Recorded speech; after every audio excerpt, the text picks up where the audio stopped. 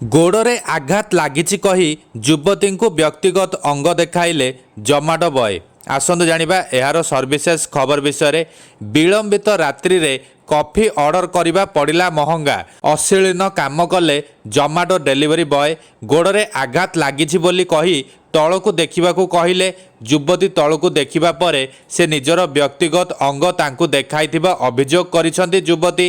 ଏନେଇ ସ୍କ୍ରିନଶଟ୍ ସହ ଯୁବତୀ ଜମାଟୋକୁ ଅଭିଯୋଗ କରିବାରୁ ଡେଲିଭରି ବୟକୁ କାର୍ଯ୍ୟରୁ ବହିଷ୍କାର କରାଯାଇଥିବା ଜଣାପଡ଼ିଛି। ଘଟଣାଟି ଘଟିଛି ଅହମ୍ମଦାବାଦରେ। ଯୁବତୀଙ୍କ କହିବା ମୁତାବକ ସବୁ କ୍ୟାଫେ ବନ୍ଦ ହୋଇଯାଇଥିବାରୁ ମୁଁ ବିଳମ୍ବିତ ରାତ୍ରିରେ କଫି ଅର୍ଡର କରିଥିଲି।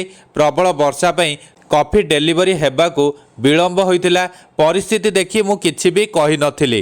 ବିଳମ୍ବିତ ରାତ୍ରିରେ ଡେଲିଭରି ବୟ ପହଞ୍ଚିବା ପରେ ବିଜୁଳି ସଂଯୋଗ ବିଚ୍ଛିନ୍ନ ହୋଇଥିବାରୁ ମୁଁ ଫୋନ୍ର ଫ୍ଲାସ୍ ଲାଇଟ୍ ଅନ୍ କରିଥିଲି। ଏହାପରେ ଡେଲିଭରି ବୟ ମୋତେ କଫି ଧରାଇ ଦେଇ ତାଙ୍କ ଗୋଡ଼ରେ ଆଘାତ ଲାଗିଥିଲା ବୋଲି କହିଥିଲେ। ମୁଁ ଫ୍ଲାସ୍ ଲାଇଟ୍ ତଳକୁ ପକାଇବା ପରେ ତାଙ୍କର ବ୍ୟକ୍ତିଗତ ଅଙ୍ଗ ମୋତେ ଦିଶିଥିଲା। ଏହାପରେ ରାଗରେ ମୁଁ ତାଙ୍କୁ ଦେଖିବାରୁ ସେ ପାଗଳଙ୍କ ପରି ମୋ ଆଡ଼କୁ ଦେଖି ହସିବା ସହିତ ମୋତେ ଟିକେ ସାହାଯ୍ୟ କର ବୋଲି କହିଥିଲେ।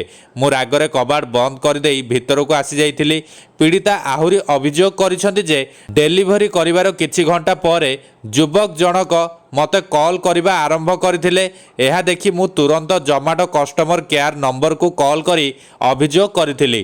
ଅଭିଯୋଗ ପରେ ସେମାନେ ଡେଲିଭରି ବୟକୁ ଚାକିରିରୁ ବହିଷ୍କାର କରିଛନ୍ତି।